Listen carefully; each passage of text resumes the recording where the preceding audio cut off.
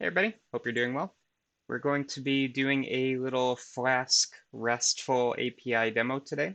Now, I will probably order the videos such that the Java example goes first, and now we can do, one or two demos using Flask, which I like a little bit better just because I'm a Python person, not a Java person. But I thought it'd be good to show you multiple examples. So what you see in front of you here is just a whole bunch of code. And this is a delightful library called Flask RESTful. Now, when we did Spring Boot, I just said this is a GitHub link. It works just fine, right?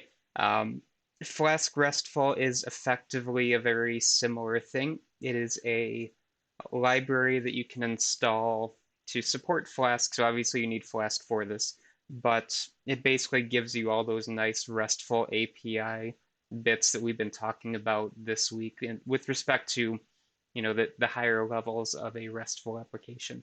So I will pop open the manual here. So um, hopefully if you're a Python user, you're aware of how to install packages. Basically, you need Flask. You also would need to install Flask RESTful for this as well. And what you get is this very nice and easy to use, decently RESTful API. Now, yes, Flask by itself, we can do kind of basic RESTful routing. If we were to go back and look at some of our older Flask demos, we were just routing to a particular page, right? We'd go to slash for index, we'd go to slash profile to go to the profile page, and then we'd return a template for that page. That'd be our level 0 RESTfulness, right? This one allows us to go a bit deeper. We can add resources, we can handle the HTTP verbs, and basically kind of get towards that ideal RESTful application. Now, the example that I'm going to walk you through here is basically, it's the full example on their documentation page. Basically, where's it at? Okay.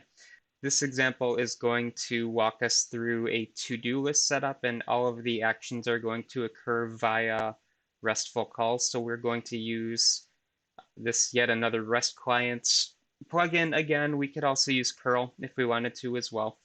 But effectively what we have is a list of to-dos that we are going to populate, delete. We can do whatever we want with this example, and it's a nice little segue into this type of RESTful design. So you get a basic Flask server if you were to run this thing. So I'll just go ahead and kick it off here. So Python 3. I don't know why this is so wonky there.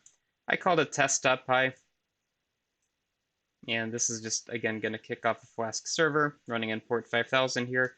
Over here, I'm going to do a curl call to demonstrate it working, and then we'll also look at it through Postman, yet another REST client. So I could go HTTP, localhost 5000, do a get call, and then we will get a 404 not found, which is not what you want to see. Thought it had a default route. Do 001. Okay, that's fine. We'll go back to localhost. I did this demo a few days ago and I forgot which way to route to-dos. Okay, yeah, there's just not a route for the home page, which is fine. You don't always need that with an API anyway, right? So I'm doing a get call for localhost 5000 / to-dos. And if we were to go into our code here, we would see that we have kind of skimming through this a bit, a set of resources. So this is where we could add different routes for our RESTful API. Here, there is only a definition for to-dos and then to-dos with an ID. And basically, we're going to add the HTTP verbs for each of these resources that we want to support. And in here, I'm not going to go deep into the details of this particular library. Again, if it's something that you like, feel free to dig into it and check it out. But the basis here is this add resource, set up your routing, and then you're going to attach it with a class. And in here, we're going to implement the particular verbs. So to-do list, if I were to go to /to-dos, we'd have to-do list that matches here. a get call is going to return all of our to-dos. And what is that? Well, that's way up here. It's just an object, which is basically a JSON object here. Key, value, and the value is just a task, all right? Pretty easy to update if we needed to as well.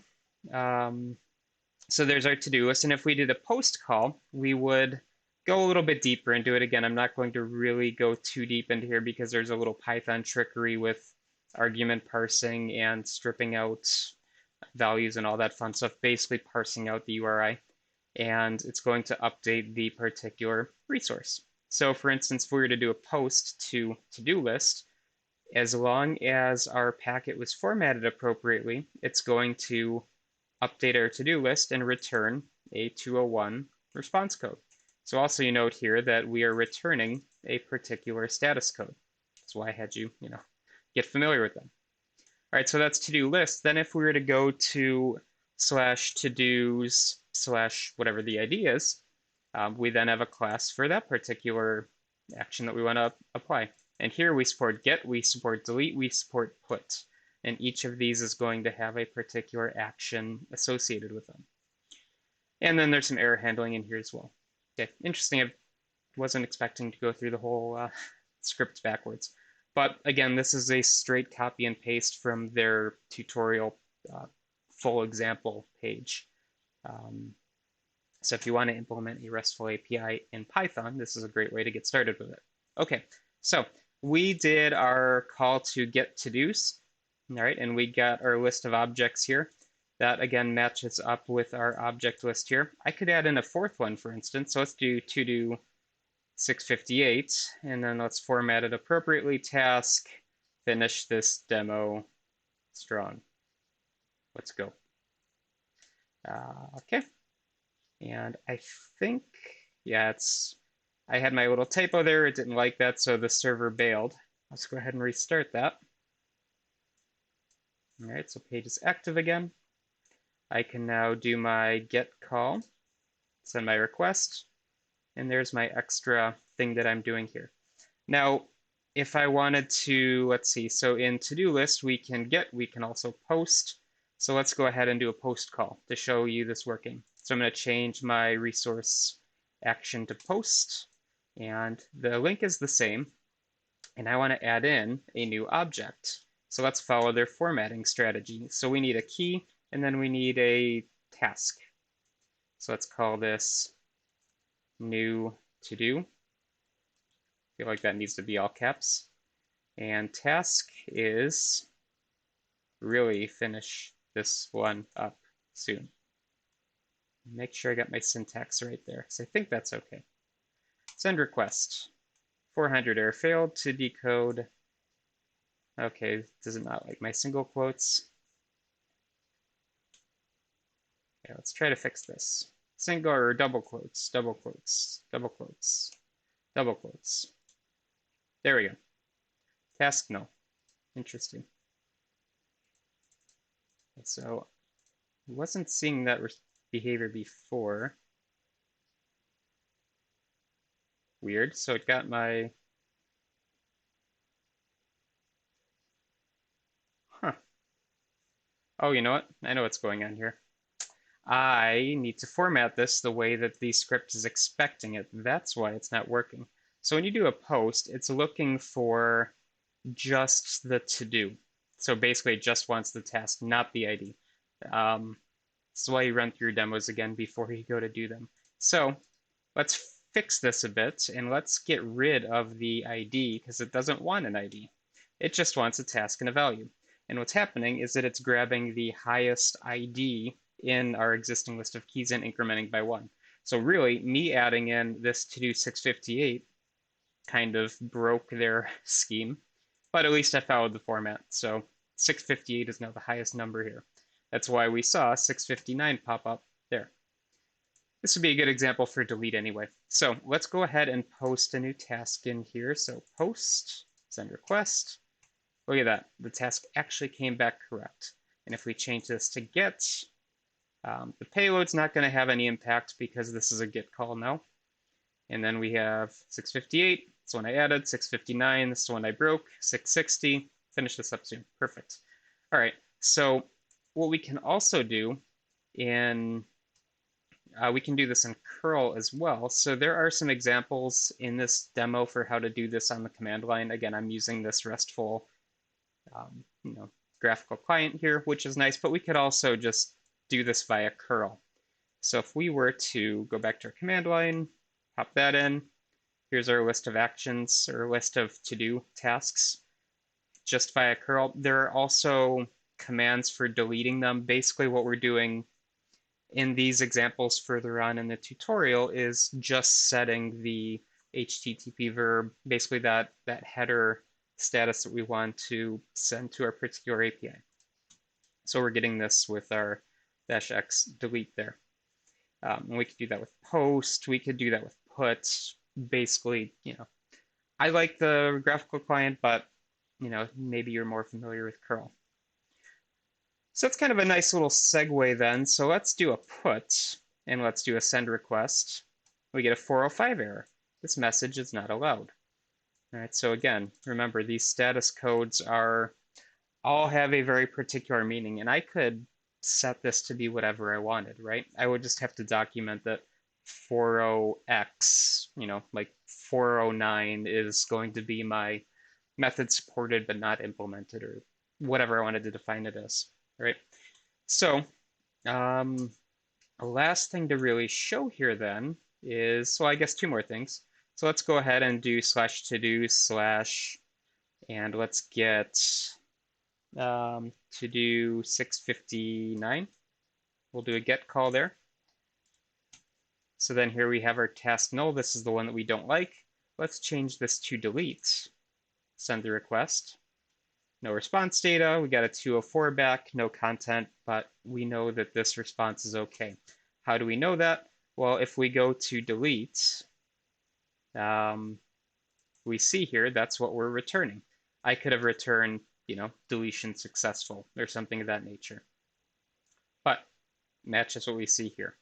And now if I were to go back and list out all of our to-dos again, we now see that, get rid of the last slash there. Didn't like the extra slash, basically the URI wasn't parsed out, but my broken one is gone, which is perfect.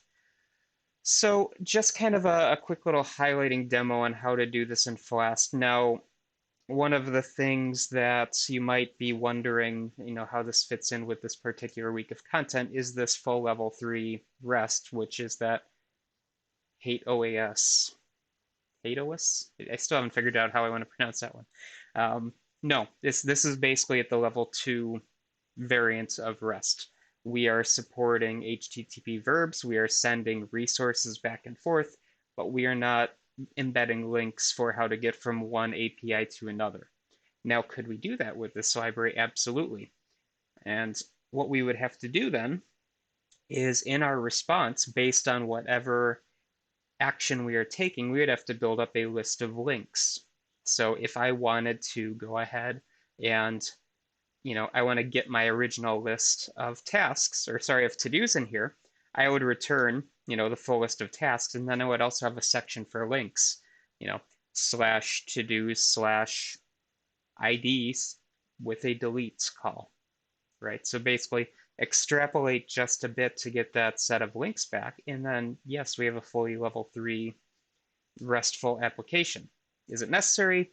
Again, that's kind of a religious argument at this point, it seems, but it's not that hard to extrapolate to something like that. And then everything becomes, this nice, elegant API. But if you want to at least have a basic RESTful application running in Python, this seems like a very nice module for that. Anyway, hope you all have a great day. I will see you next time.